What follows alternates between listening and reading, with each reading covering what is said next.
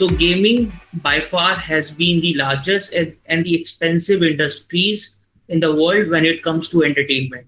It has shown a significant growth in terms of generating the revenues as compared to other entertainment industries. And if we just talk about the numbers, right, it was just $8 billion in 2006, and it rose up to $116 billion in 2018, and since then it has been getting bigger and bigger.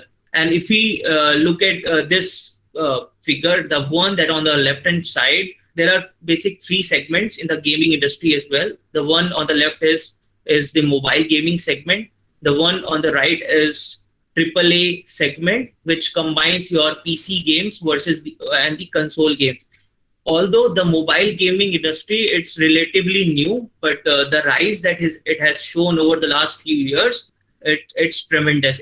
And if you look at the current projections of the gaming industry as a whole, it is expected to grow in terms of revenue. It will grow by more than 200 billion mark. It will reach the 200 billion mark by 2023. And if you look at the number of users, gaming users, it is expected to grow by 3.2 billion, which currently stands at 2.9 billion today.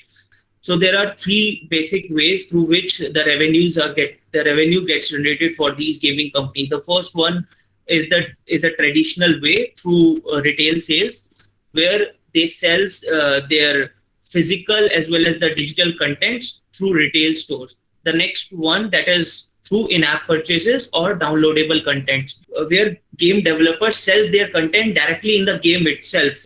Third way of making money is through ads. So where the game developer sells a portion of their space in the game itself for other brands to advertise. But with the rise as well, there are certain disruptions. So basic three disruptions that every gaming industry that is facing right now is the shift from physical distributions to digital distribution. Previously, we used to purchase boxed content, but right now everything is in digital form, and we have seen a significant growth in terms of users doing a purchase form of a digital content.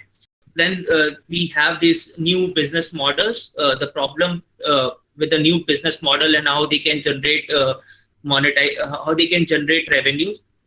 There is a concept of free, with the rise of smartphone games, there is a concept known as free-to-play games, which allows you to play games for free, but those games are actually not free. For example, games like Pokemon Go or your Candy Crush, where you can download that game from your app store or from a Play Store for free. But if you want to really experience that game, then you have to pay additional bucks just for using additional features or contents within the game itself. So those are new business models that are getting evolved. And if we talk about this free to play revenues, it has generated around 87 billion worth of revenue. And the third one on disruption that we saw like over the last few years is the rise of cloud gaming. Cloud gaming has been in rise, I guess, like last 2-3 years, where like there is a Google product as well on Google Stadia, which is nothing but a like online gaming service that provides 4K streaming resolution streaming to the gaming users with 60 frames per second. So, and there are other vendors as well, like Microsoft and Tencent. But those has disrupted like the traditional way of playing the games, right? So, and there are few other barriers that are just specific to the online gaming industry. One is through bots and cheaters. What are bots and cheaters? Those are like artificial players that have super skill that disrupts other players and their gaming style, right? So, and the second one on the list is sharing toxic, is because of the toxic players. With the rise in multiplayer gaming, there has been communication channels to exchange messages between players. So generally what certain players do, they share harmful messages or abusive languages over those communication channel that leads to churning off or dropping off player. Like there is a likelihood of player dropping off from the game itself. And there is a concept of matchmaking. Matchmaking is nothing but bringing set of players together in a game to maximize the enjoyment, right? So here also Google has provided has co-founded one solution along with Unity. The solution name is Open Match that solve this particular problem for the game developers. The last barrier on the list is flat experiences. If the levels within the games are like too easy or repetitive, then it has shown in the past that it leads to players attrition from the game. Now I would like to share our thoughts on the solutions. There are three basic solutions. One is building better games, the second one is scaling games globally, and third one is optimizing game outcomes. The third one is what we are focusing today, where we focus is on how we can improve the player experiences, how we can provide real-time gaming analytics. With our experience, we found there are few business key use cases that falls under optimizing gaming outcomes. The first one on the list is how they can share data across different gaming studios, how the gaming companies can share data between teams, and how they can increase different user acquisition, right? Reaching out to different segments of users in the market, how they can enhance the real-time experiences of the users, how they can improve, how they can increase the player retention rate, how they can increase monetizations. And there is also a need how they can secure the personal informations or the player informations in their system. In order to summarize all of these use cases, we have this typical smart analytics architecture that we follow for all our gaming customers. This is we have created a generic architecture, as we cannot share what we created for our real customers, but this will give you a brief understanding of the journey of the data journey of any gaming customer, right? There are different levels in it. The first starting phase where the data is ingested, and the next layer is the pre-processing layer. The third one is the storage. Fourth is analyze, and the fifth one is where they can actually visualize or consume the pre-process or the raw data that is we have stored in step 3 and step 4. So just to give how big the data for a gaming company can be, right? So there are basic 3 maturity levels that we talk in a gaming industry. The first one is the analytics related to the core business metrics. Those are related to certain sales data or financials data. So those generally arrive once in a day for us, right? Or multiple times in a day, or maybe in a month, right? So we don't need that data on a daily basis.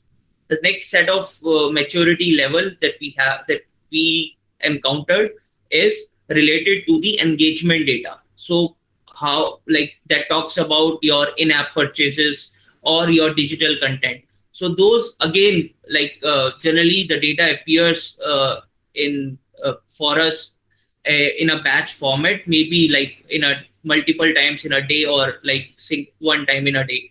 And then there is third maturity level that is related to telemetry or live ops. For example, the real-time events that are happening within the game, how that is streaming inside the system. And if I talk about our experience, we worked with a client that was generating 2 terabyte of data on a daily basis for one of their games. So you can visualize how huge the data was in terms of the telemetry and live ops events that are getting generated directly from the gaming platforms.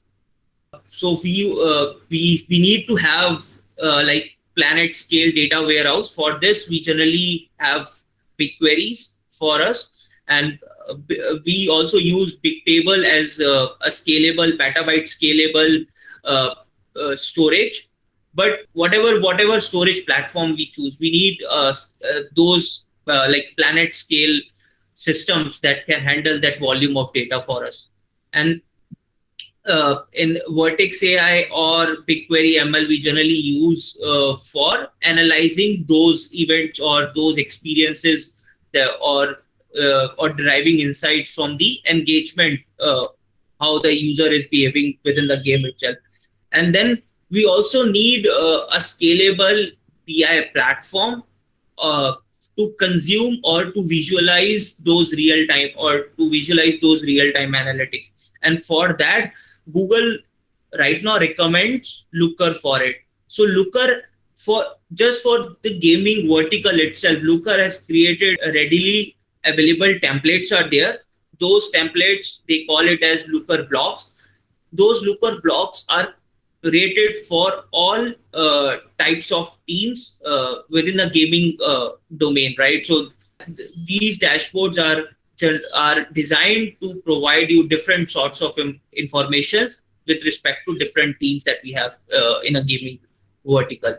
I would like to share some specific use cases related to just analytics and AI, how we help those customers in their journey. Case study talks about the customer was having an infrastructure that was not scalable enough to provide them with the real-time analytics, and it was taking somewhere around 48 hours to provide those events, and that was hampering their recommendations or in-game recommendations to their players, right?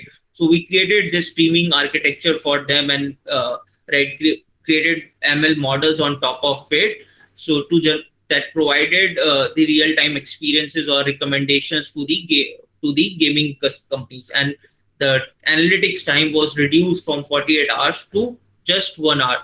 So if you talk about the tech stack that we use, there was like PubSub, Dataflow, BigQuery, and we use composers for the orchestration purpose.